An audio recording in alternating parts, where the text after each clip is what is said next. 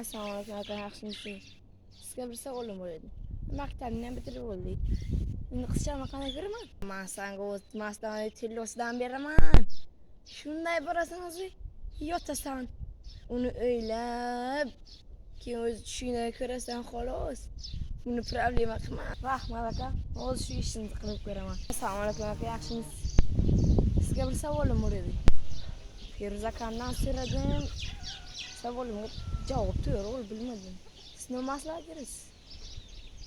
Maktabni ham bitirib oldik. Eshiting. Maktabni ham bitirib oldik. Endi qizchamni qanday ko'raman? O'zi borasan, yotasan uni o'ylab. Shunda uni ko'rasan. Bu sinalgan.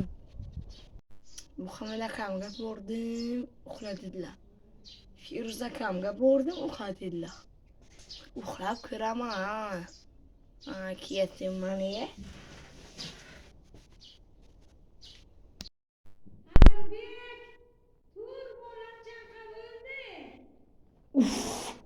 Tush ko'rishga ham qo'ymaydi bular.